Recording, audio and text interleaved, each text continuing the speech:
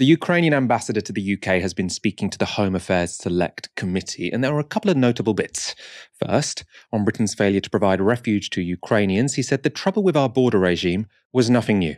Visa centers is the issue we had to sit with you a long time ago, even before the war. You used to produce visas in Ukraine and Kiev, which allowed all Ukrainians to get, but that's biggest by territory nation in Europe. So even traveling to one particular place was hassle already. Then you moved it to Poland years ago. It was much more difficult to get to Poland. Then you moved it all the way to these islands. To process visas, it was always bureaucratic hassles. I have to tell you that even when I was coming here as ambassador, I got my visa on time, although I was already approved by your government half a year. My wife didn't have it. So even simple things like that, and bureaucracy is so tough. And when we reached the agreement visa-free regime with Europeans, which worked quite beautifully for almost 10 years, we never managed to open this particular nation. I know that you have strict immigration policies, but all Europeans also had them the same time. And we opened up your citizens in 2005. That's pretty wild. This is a guy who is the official representative of Ukraine. He has very high status. I mean, he's clearly, I imagine, very good at paperwork, great English, and even he can't work out how to get his wife a visa. How is anyone else supposed to manage this system? The next bit that was interesting was a story that's been talked about a lot over the past 2 weeks. That's the problem people of colour have experienced when fleeing Ukraine. Diane Abbott asked the ambassador to comment on the issue. This is what he said. I have noticed, looking at film and clips online and so on, that there are circumstances in which Black people and Syrian people have been pushed off trains and literally put to the back of the queue. And some of us are a little bit concerned about that. Have you any comment to make about that? Thank you for raising this. It's been raised many times, and I'm quite happy to meet these questions straightforward.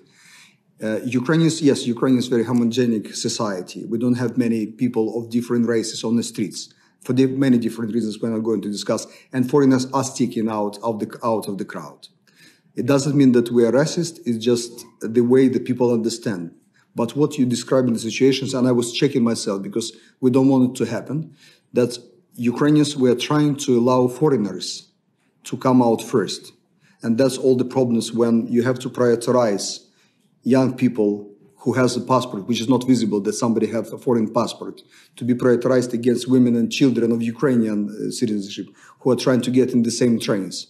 So the police have to do much better job explaining people why these young males of Ukrainians are splitting from their families and staying behind, and somebody else is leaving. That's where people-to-people conflicts can come.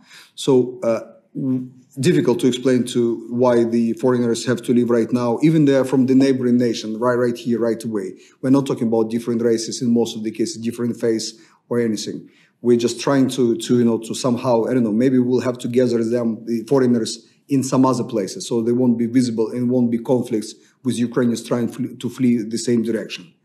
This is something have to be taken care of, and we will be doing it. Thank you. So to avoid racist abuse, perhaps non-Ukrainians of colour specifically should be segregated. Not a brilliant answer. I also didn't find the first part of that answer particularly convincing, because the videos we've been seeing of people of colour not being let on trains, that wasn't, people getting angry because they were being let on trains when there was a queue of Ukrainians behind them. That was, they were being told they couldn't get on the train, right? So I mean, they were being pushed to the back of the queue. It wasn't that people were annoyed that they were at the front of the queue. It's very uncomfortable to watch, isn't it? And I think what it speaks to is the fact that when you have a refugee crisis, a crisis of displacement, it is the marginalized who will bear the brunt of that. The marginalized, that could be the racially marginalized. It could people marginalized on the basis of their sexuality, people marginalized on the basis of their class. We've talked about the onerous bureaucracy that, asylum and refugee systems have in Britain. That inevitably means that people with better connections, people with more resources, with access to legal support, with, the technological resources are going to be more able to navigate that than people who are working class. And also, people with disabilities are also tend to be marginalized and bear the brunt of refugee crises. And we are seeing that play out in real time. So I think it's really important, given what the Ukrainian crisis is teaching us about what happens during these moments of displacement, and also what it's teaching us about the British, the refugee system here, the immigration system here. We need to really use this moment in order to highlight the endemic brutality and the inability of Britain in particular to deal with displacement humanely.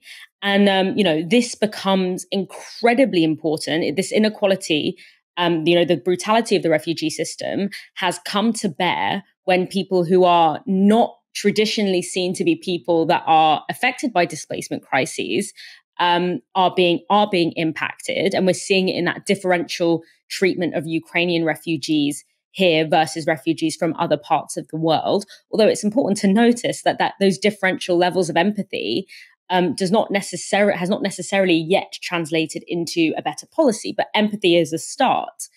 But the demand has to be that not only do we extend a more humane refugees and immigration system to Ukrainians, but that the starting point when it comes to displacement, when it comes to refugee crisis, cannot be who do we not let in? It has to be how do we as a world collaborate with one another to ensure that any displaced person is able to settle somewhere that is safe and suitable for them, whether it means that, there are people in a particular country or that they can stay with, or that they can be in community with, or whether it's because they speak the language, whatever the reason is.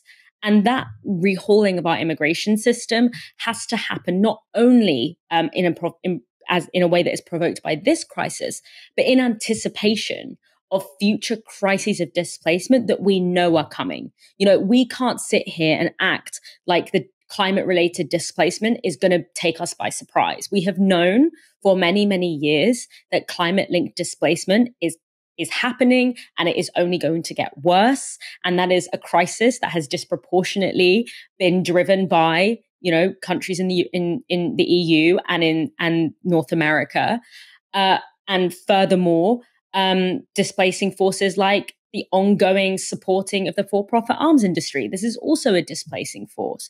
So rehauling the way that we approach issues of displacement is absolutely integral. And this should be a lesson to us, not only of how do we create safe and accessible passages of migration, but how do we actually treat people better when they're actually here? Because let's not forget, we are not just brutal and callous at the border towards refugees and immigrants in general. We're callous inside the border as well. If you are a refugee in this country or an asylum seeker, you get £5 a day to live on. If you're pregnant, you get an extra couple of pounds on top of that. When those things are starting to come to light and are starting to be seen for what they are, unfortunately, because it's happening to people that are, viewed slightly differentially to people who have conventionally been displaced. But whatever the reason, this moment needs to be used in order to create a better system going forward, because this is not the last we're going to see, and it's not the last we've seen.